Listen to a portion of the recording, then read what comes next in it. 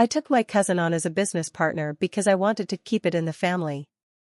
I handled clients, operations, and payroll. She handled Instagram posts and bragged, "I'm the face. You're just the brains." One day I showed up to the office and the locks were changed.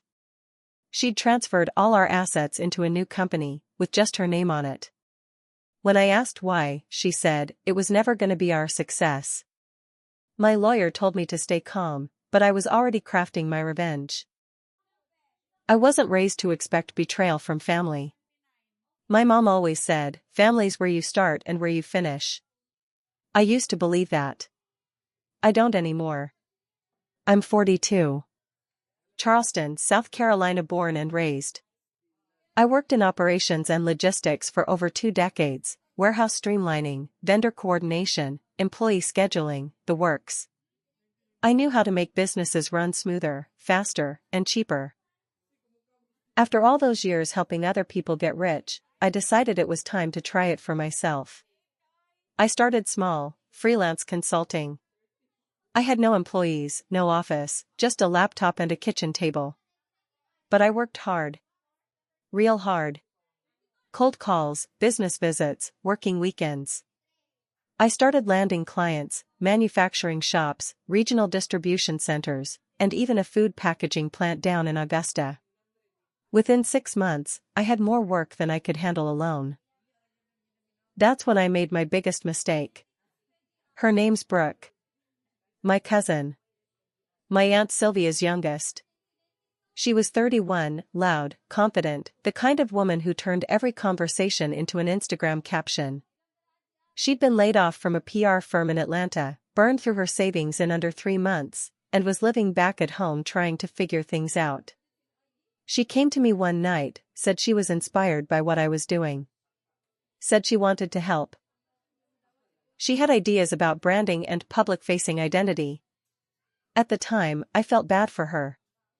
She'd always been the one in the family who looked like she had it together, until she didn't. I thought maybe this could be good for both of us. I told her, "I handle the systems and clients, you handle the visuals and outreach."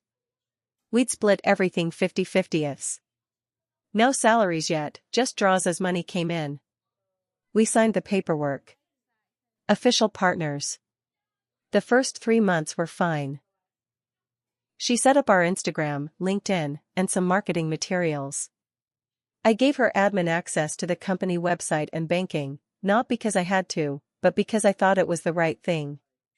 She was family. She posted photos of our team, me, her, and our 2 laptops. She captioned it, "Brains plus beauty equals business goals, briefcase sparkles, #girlboss, #family first, cute." Whatever. I ignored the way she kept introducing herself as co-founder and visionary director. I ignored the way she always said my clients were clients we attracted. I ignored it because we were doing well. By the end of our first year, we were pulling in $270,000 in contracts and had just moved into a small office in North Charleston. We hired 2 part-time assistants. I finally started thinking, we're making it.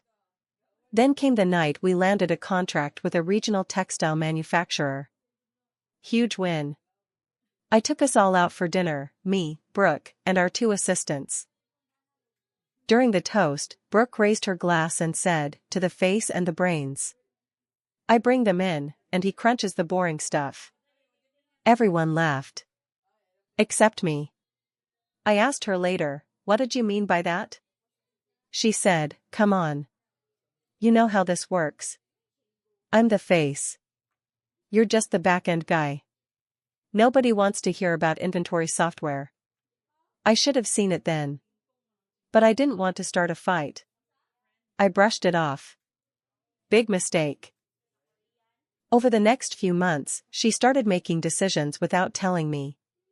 She switched accounting software for better aesthetics. She had new logos printed with just the word Berkeley, no mention of our original company name. She scheduled interviews with small business blogs and only referred to herself as the founder. When I confronted her, she'd always say the same thing, "You're overthinking it.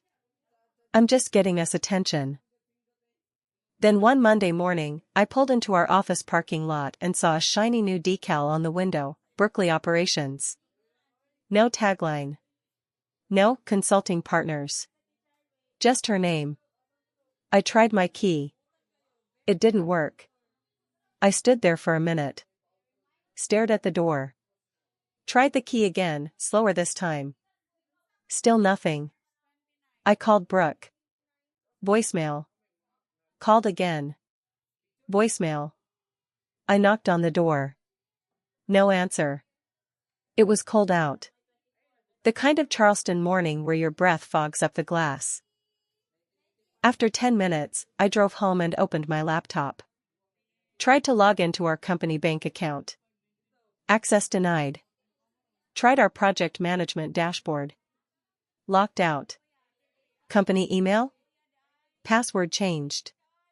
Panic started to creep in, slow and thick, like molasses in January. I called Megan, our assistant.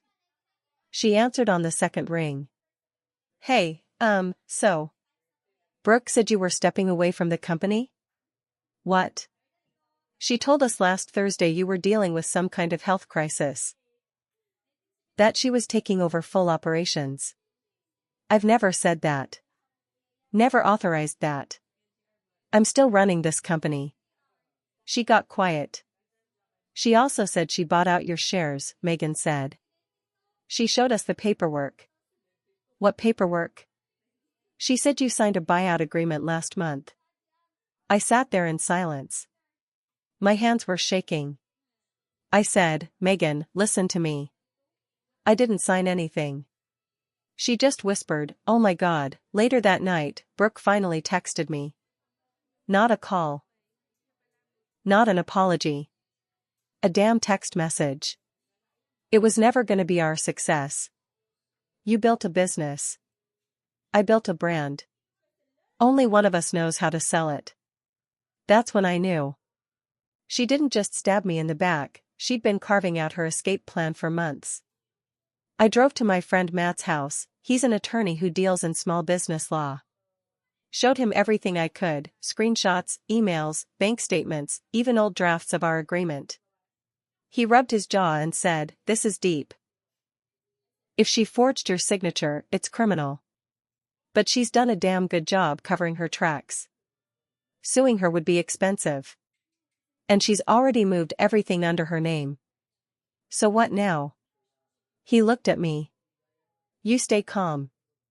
Play it smart. We build a case. I nodded. But in my head, I was already way ahead of him. Because I wasn't interested in waiting for justice. I was going to make her regret the day she ever called herself the face. I spent the next 2 days doing nothing but digging.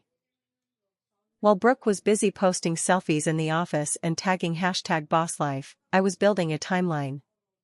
I still had access to our shared cloud storage, she'd forgotten that part. Rookie mistake.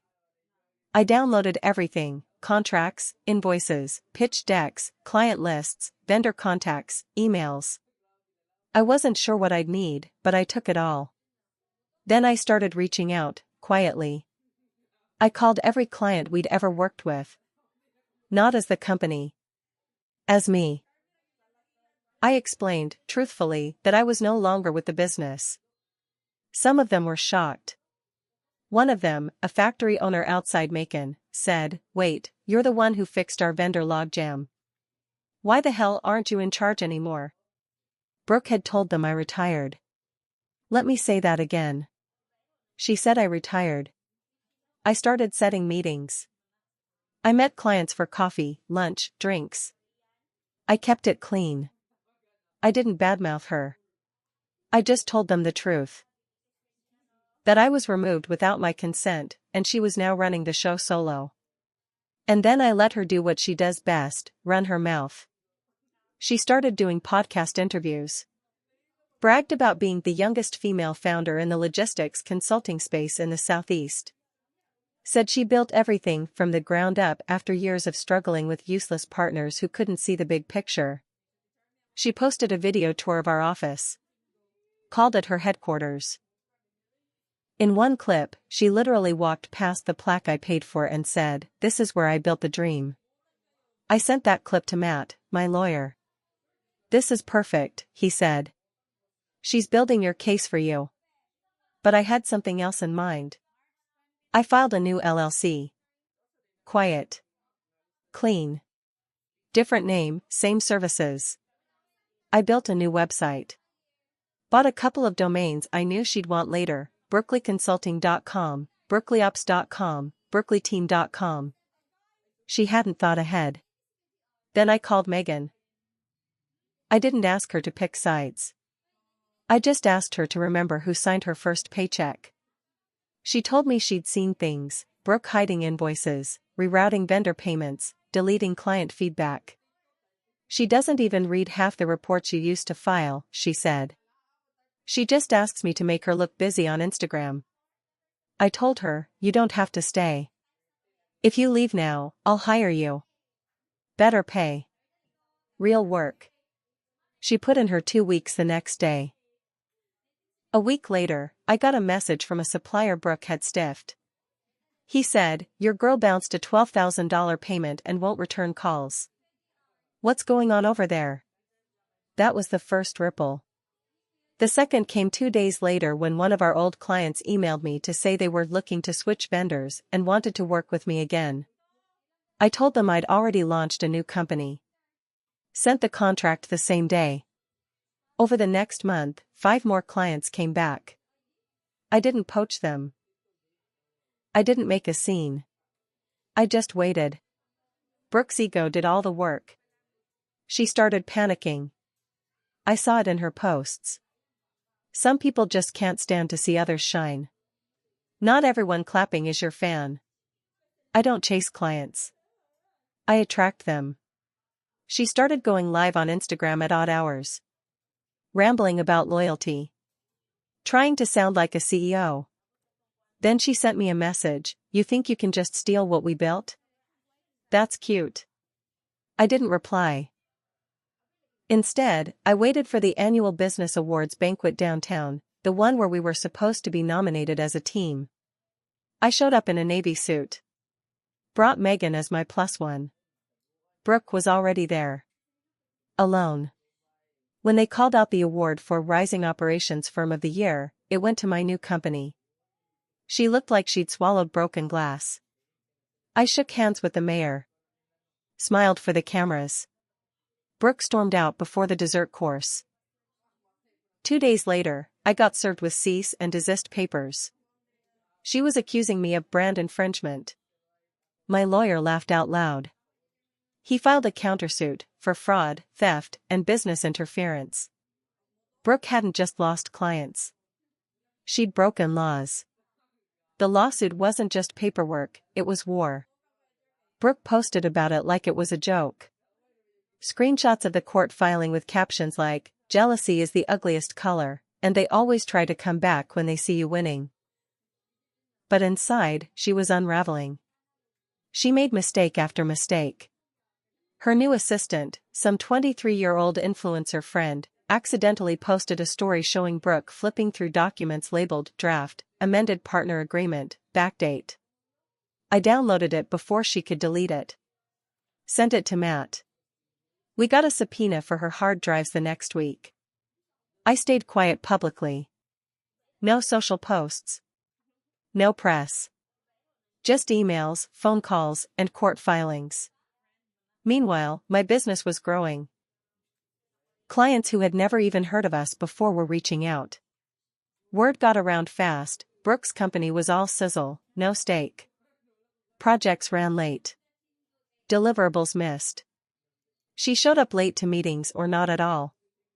I started hiring again. Picked up a project manager from a firm in Charlotte, a bookkeeper I used to work with in Atlanta. Even hired back 2 contractors Brooke had ghosted on payments. I made a point to pay them a week early. But the real twist came when I got an email from someone I never expected to hear from, Brooke's ex, Marcus. They'd dated for 5 years. He knew all her moves. He'd helped her draft her early vision documents. He also had copies of everything she'd ever sent from her personal accounts, she used to forward him stuff to proofread. He wanted nothing to do with the mess, until he found out she told people he had held her back from her success. "I don't want revenge," he wrote. "But I want the truth out there." He sent me a file folder named Berkeley_Smokehan Mirrors. It had screenshots, early pitch decks, my pitch decks with her name photoshopped over mine, email drafts to clients badmouthing me months before she locked me out. There was one email to a designer saying, "Make sure the new logo looks nothing like our old one. Don't want the loser partner suing." It was gold. We added it to our case file. The pressure started caving in. 3 of her top clients dropped her. A 4th filed a complaint with the Better Business Bureau. And then came the audit. Turns out Brooke never properly re-registered for a sales tax license under the new company name. Someone tipped off the state board. They froze her business accounts pending investigation. She posted a tearful live video. "I'm being targeted. This is what happens when a woman tries to succeed in a man's world." I didn't say a word. Not in public. But my lawyer sent her a final settlement offer. She could either surrender all rights to the original company name, assets, and client lists, and drop her case against me, or we'd move forward with fraud charges. Her attorney called back 3 days later. She folded. But I wasn't done. Not yet. Because there was still one last thing she cared about, and I was about to take that too. Brooke's lawyer called to accept the settlement. She gave up the business name. Gave up the client lists. Handed over the rights to our original branding. It was a total surrender, on paper. But I knew her. She still thought she'd bounce back. Rebrand again. Start over. Spin the story like she was the victim, rebuild her empire with a new name, new followers, new lies. So I hit her where it really hurt. She was planning to speak at a women's entrepreneur conference in Charlotte. Keynote speaker. Big deal. She'd posted the flyer everywhere, even paid for a billboard on I-26 that said Brooke, the face of fearless business. I made a call to the event coordinator. I wasn't petty, I was factual. I emailed them court documents, the fraud report, the tax violations, the Better Business Bureau complaints, screenshots from her own videos admitting she rewrote our company's history. The organizer called me back 2 days later. "Thanks for the heads up. We've removed her from the schedule." But I didn't stop there. I bought a vendor booth at the event. I had my new team there with polished materials, testimonials, real data. Every woman Brooke used to call a hater walked past my table. I didn't say a word about her. I let the truth speak for itself. She showed up anyway. I saw her in the hallway, eyes sunken, makeup cracked at the edges. She locked eyes with me. "You happy?" she hissed. "You win. That's what you wanted, right?" "No," I said. "I wanted you to succeed. You're the one who made it a fight." She stared at me like she didn't recognize who I was anymore. Truth is, maybe she didn't. Because I wasn't the same guy who took her in to keep it in the family. I was the guy who watched her steal everything, and still walked away stronger. When the final judgment came through, I didn't feel joy. Not really. Just quiet. Like a room after a storm. She was ordered to pay $98,000 in damages, money she didn't have. The judge ruled that she'd committed intentional misrepresentation and fraudulent misappropriation of business assets. Her company was dissolved by court order. She tried crowdfunding the debt. Posted videos crying into her camera. I stayed silent. Because some lessons don't need more words. You want to know the real kicker? I still use the same office. Same desk. Same layout. Only difference is, her name isn't on the window anymore. It just says mine. And every time I walk in, I remember the day she locked me out. She thought she took everything. But in the end, all she did was hand me the match. And I let her burn it down, while I built something better from the ashes.